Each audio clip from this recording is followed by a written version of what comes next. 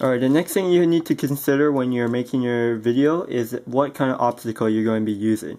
Now, when you're making a artistic video for fingerboarding, I would recommend sticking to like 1 or 2 obstacles only.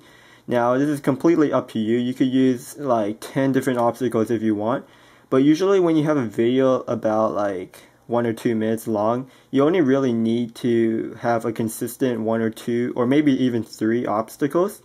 Now, when you're picking your obstacles, I would recommend, if you have multiples, then you should have a little bit of variety.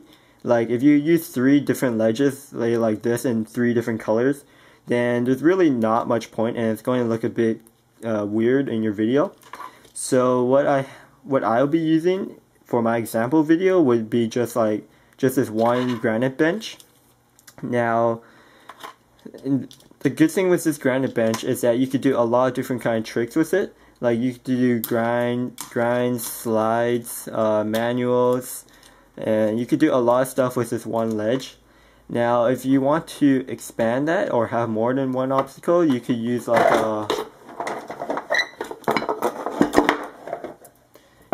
a rail, and that'll be, you could do pretty much everything on the rail on the table except for manuals, of course. Now you could use these 2 because you're switching up the obstacle and that'll give you some variety. But I wouldn't recommend using like this table and this ledge too, because it's pretty much the same thing except this railing and the color. And if you just switch back and forth between the 2 obstacles, it's going to look a bit weird. So having just like this one bench and like maybe the rail would be good enough for your obstacles. And keep in mind, you could use anything for your obstacles. If you're more creative, it'll probably be better. Like if you could find something just household that looks really cool and you make it look really nice in your editing, then by all means go for it. Like you could probably just use this tech deck ramp and just do some crazy tricks and angles and it'll look really good. So definitely have your freedom with your obstacles. I just recommend picking a few in your video, not like 10 billion. But you also have to think about what you're wearing, because in a spotlight video, you're going to be wanting to blend in with your background, and what you're featuring is only really the obstacle, your fingerboard, and your fingers. So this is completely optional like everything in this video, but like if you want to really pay attention to details, I would recommend wearing like a long black sleeve shirt, and that will help blend in with your background. So it'll be like this. Alright, so what I have on is just a black hoodie, and when you're filming your video, you will probably see like your body in the frame. So blending in with your background actually really helps a lot with your detail in your video. And I'm wearing a black with a logo on it. Now I would recommend that to keep the background looking really solid and black, what I would do is actually flip my hoodie over, either inside out, or I would just wear it backwards, and I would just have it full black, and that would really help blend in with the background. Now getting into the backgrounds, you will notice that you can see all my board games and stuff in the back. Now if you can, I would try getting your table set up so it's like this. Now I have a black painted wall. If you could get your table set up, like if I moved my table sideways and the camera would be facing the black wall, that would be really good. And but if you can't do that, what you could do is manipulate the lighting. So what I'm going to do here is, first off, turn off the light. Now when you try and manipulate your background, you really want to try to close off any excess light from your surroundings. So I did turn off the light and I closed the door, which will limit a lot of lighting. I also closed the blinds on my window. And then what you want to do is get like a light. Get like a lamp like this. Preferably a white light instead of like a yellowish light would be the best.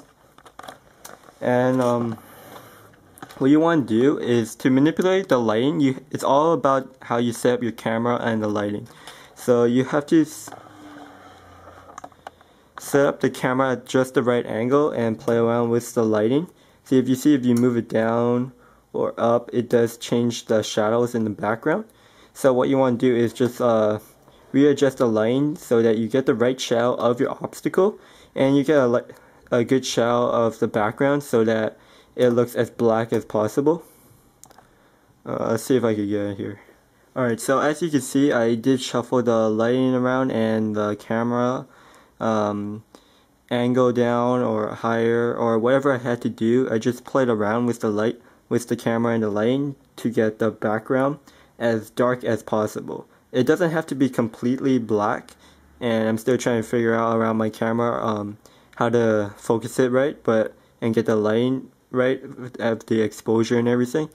But as you can see, the background here is pretty dark, and when I put it into the computer and in my editing, I could definitely make the background completely dark, which is perfectly fine. So if you have your background like this, that's good. Alright guys, so that was pretty much the entire basics that you will need to set up your filming spot, and how to get the right frame in, and pretty much how to get everything started before you start filming your fingerboard video. So I will be putting the link in the description for the other parts, or I will, because the other parts will be coming out soon. If not, if you're watching this a bit later, it's probably already up. And yeah, go check out the other parts on angles and how to edit and the final examples, and we'll go over all that, and you'll pretty much learn how to make some really killer fingerboard videos. Now, yeah, so that's all. Thanks for watching. Please subscribe to my channel for more tutorials, fingerboard videos, skateboard videos, and all that. And I'll see you guys next time. Peace. So what I have here is just a plain white table. Now you want to make sure that your table is clean and clear of stuff. Now as you can see here, I have all this stuff on the table, and that's bad. What you want to do when you're filming is basically take away all your stuff, or at least out of your frame shot,